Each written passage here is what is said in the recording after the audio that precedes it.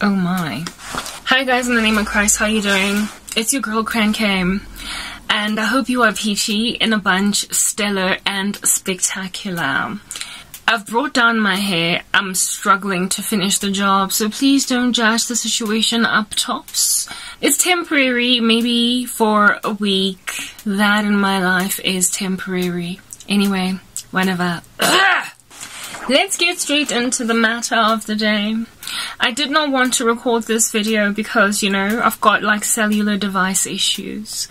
Despite having such cellular device issues, I nonetheless record because thine heart is full of muchness. Let's get straight into it. My life is hard and I'm looking scruffy. I'm trying very hard to make all that scruffiness not so scruffy, but it's scruffy anyway. Scruff happens when you get rejected all over the show. And I'm exhausted with all of that rejection, but you know, that's just life. So Listverse has rejected my list. I kind of expected it. I, however, am not as bereft and sorrowful as I was when the other place rejected me, because I guess I'm not that good at coming up with offbeat topics about weird, freaky things that are happening in a top 10 scale on the earth. So I take it, Listverse, and I forgive you. If anything, I don't have to forgive you. You were right to reject me.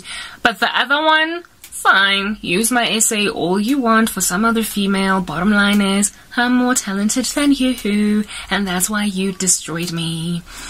However, ever since then, I have been trying to work some freelance-like writing jobs to see if I can't get myself out of this sorrowful state that I find myself in. To little avail. Am I getting far there? Nonetheless, as at last time I reported to you guys, I got an email from Container, but you know, ever since doing my research, I found out that I kind of have to pay like upwards of $500 or whatever per annum to write for Container, and I don't have the money.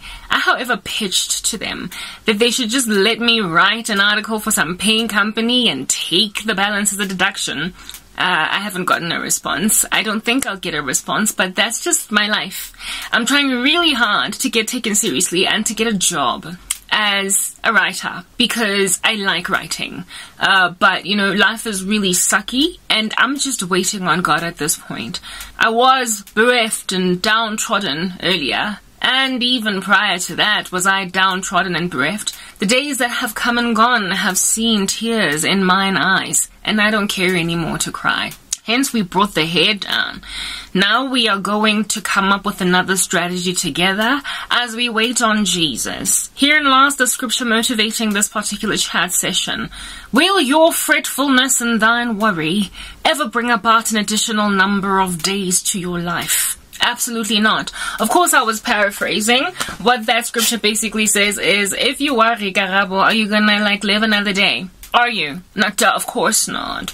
So since there's nothing I can do about being fretful, and since it's only ever going to give me acne when I have conquered acne, I have, okay, I'm not getting pimples anymore, since it's likely going to spring forth my first grey, and we don't want that, since freaking out is just going to be more negatively influential on my general physical appearance than not, I'd much rather stay pretty for another 3 years and not get the bags and the extra cellulite and the extra cortisol infused random bodily reactions. I would much rather not get that. Okay.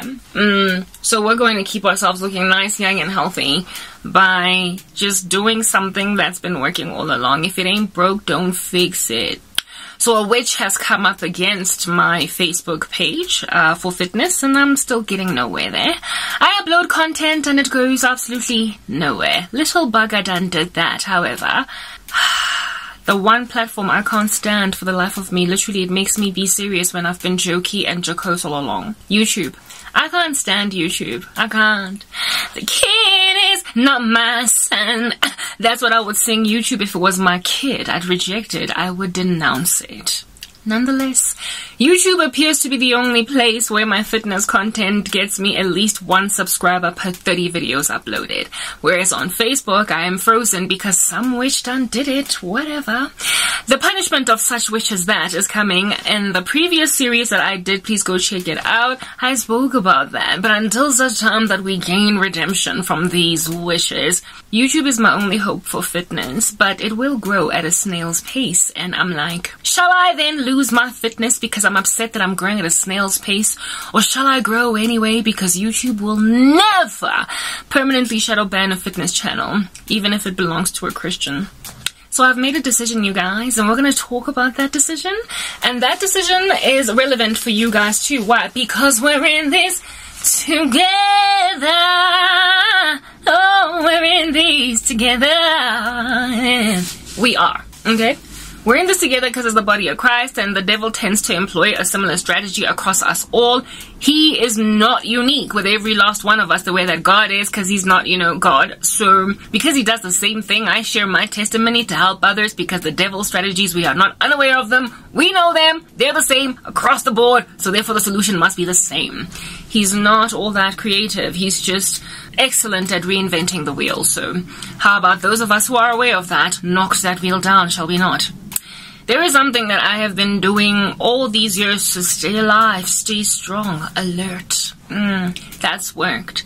But I stopped doing it because I wanted to do things my way, because I thought I was Frank Sinatra. And God was like, you do you, girl. But understand that in your heart you plan your way, but I established the steps. So all the best trying to do something that I didn't plan. Alright, so God gave me all that for a challenge, and I chose to rather, listen to him, so I don't stress myself and therefore fail to add a day to my life in so doing. God was like, it wasn't broken, don't try to fix it. You're losing your fitness. You haven't worked out in literally months. And I have preserved somewhat of your muscle mass, but one of these days you're going to go back to the gym and not be able to do a basic squat because of the fact that you have stopped training your body. And then everything else is going to fall apart, because when you stop working out, you stop benefiting yourself in terms of longevity too. You're trying to come up at your enemies with a flying kick, making sure that they cannot overwhelm you and beseech you on all sides, that they can't diss you for being all cracked up even though you thought black don't crack. So you gotta get back to the gym. Do it. I was like, oh, okay, I'll take it. I'm so sorry for freaking out beyond what was absolutely necessary. There was this thing that I used to do that worked, and I stopped doing it because I wanted, in my own strength and power, to fulfill it. Do you understand? I wanted to get myself jobbed up. I wanted to get myself employed. I wanted to get myself paid, because I was sick and tired of being poverty stricken. Everybody out here in these streets be abusing me because I ain't got no dough. What are you doing? That's all I could say. But God was like, well, get away. If you fret, then fret. They're gonna get away with murder. But if you lean on me, who is omniscient, omnipresent, omnibenevolent, just basically God, if you lean on me, you will be able to do everything that you want to do without freaking and fronting, and ultimately it will bear you fruit. What did I say in my word? I told you, cast your bread upon the waters, and after many days it'll come back to you. I also told you, blessed is the man that walks not in the counsel of the wicked, nor stands in the way of sinners, nor sits in the seat of scoffers. But his delight is in the law of the Lord, and on his law he meditates day and night. He is like a tree planted by streams of water that does what? Yields its fruit in its season, and whose leaf does not wither, and in all what they do, they prosper. I told you that. So for you to think yourself as unsuccessful and unprosperous in all of your endeavors is to be unbiblical in the way that you look at me. Know and understand that I have your back, and I have made out of you that tree planted by streams of water. So it doesn't matter if you don't see the growth just yet. Okay, you're evergreen. It's just what I do with my children. Know and understand that you will ultimately see results, but for you it is to walk by faith and not by sight. I was like, oh my goodness, Lord, alright, I'll take it. Okay, so I am like Mount Zion. I can't be shaken, I endure forever. Why? Because I'm a child of God. Yeah, but I've been having issues with freaking out. I've been watching all different kinds of secular advisors on how to make money online, and all they've done is grieve me. Guys, the world is grieve heavy. It's really grieve heavy. We are in the last days. I think that's pretty clear to anybody at all that studies eschatology, but just how last days it is incredibly shocking. The world is incredibly lazy, like slothful, like lethargic, like sedentary, I don't know, exhausted, fumigatable, I don't know. I was watching some short on YouTube of a sloth, yes, the actual animal, yes, it was like crossing a road, and oh my goodness, like, I was like, your name is so befitting. It was so slow, and the driver had to get out of his car and like try to move it without touching it, you know, sort of kind of like lead it out of the street and into the bush, and he used a little stick that it could follow, and the sloth was like,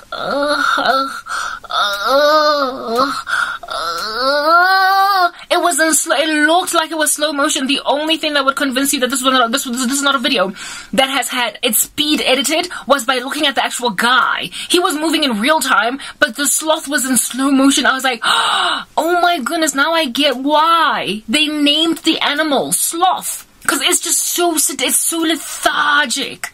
It's taken a sleeping tablet. It has taken a tranquilizer. I remember just thinking, dude, just take it. Like, literally, it doesn't matter if it agitates it, irritates it, annoys it, takes it out of its element and its homeostasis. Just grab it by the neck and throw it in the book. Like, it'll figure its way out from there. Otherwise, you're gonna be here tomorrow trying to direct or lead the sloth off the road. And I saw a whole bunch of sloths on social media, on YouTube, advertising how to make money. I just saw these like, everything is in a time lapse but in slow motion while everybody else is moving at a normal pace, and yet these people are raking in the cheddar. They are raking in the cheddar. They're making money, not only from being lazy, but training people how to be lazy. And I was like, wow, guys, everything has repercussions. Everything has consequences. You better respect the fact that everything has consequences. You don't get to make a whole bunch of money doing zero. Absolutely not hollow ash. Do you understand? While people work like dogs, earning a fraction of what you earn, and not have God come at you for that with a flying kick. Next part.